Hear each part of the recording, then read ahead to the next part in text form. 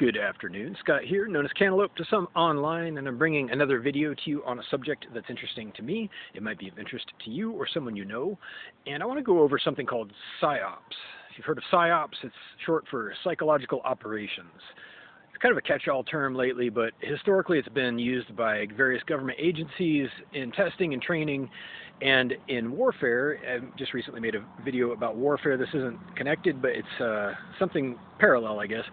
Psy-ops are common, very common nowadays, with the widespread teaching and training of psychology, modern psychology, where it's used in business and advertising, in recruitment and education. And the biggest psy-op right now that I see, there's a big one, and it's right in front of you. You may not even recognize it.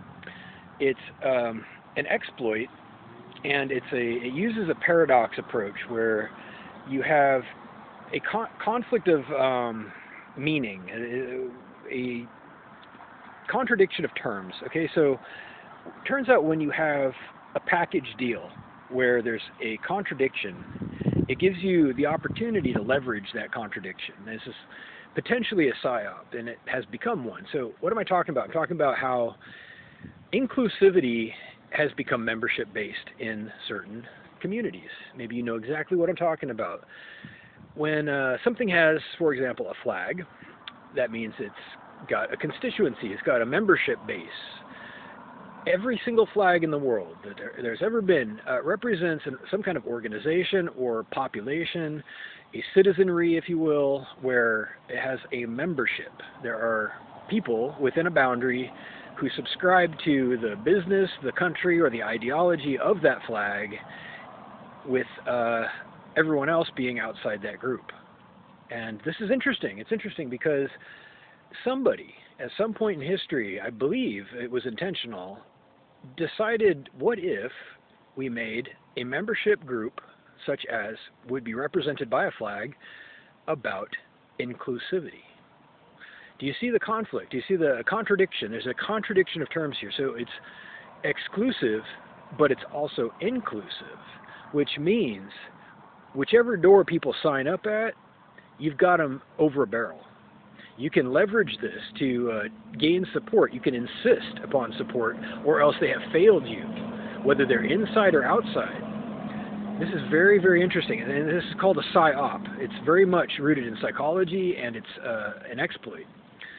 So when you have, again, a flag, which is a membership symbol, by definition, that is all about inclusivity and support for disadvantaged or disenfranchised people, the outskirts, the underdog, the people who have been disadvantaged over history, you have what's called a grift.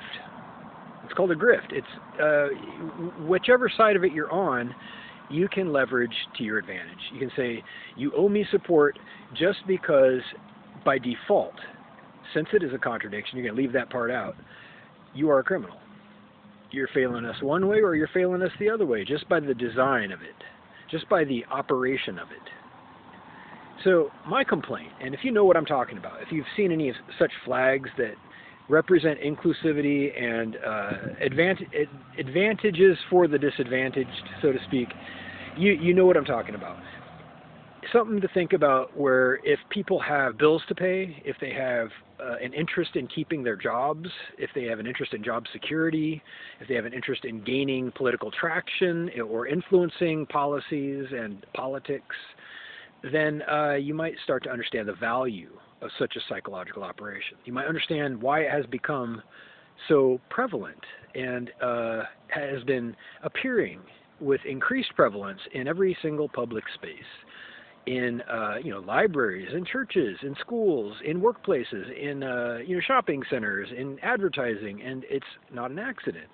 It's a very cleverly and subtly designed psychological operation with an inherent contradiction that is aimed to make you support it, whichever side you're on, no matter what. You are already a criminal just by accepting it, unless you point out the contradiction. So here's your opportunity. You can recognize and acknowledge that it's an abuse.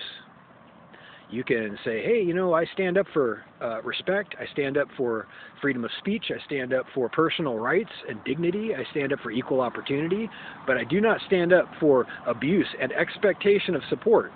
Expectation of support is going too far. Nobody in the history of mankind can expect support. Okay?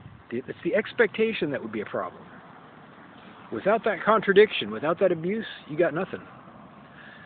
You can ask for it, you can ask nicely, and maybe you'll get it.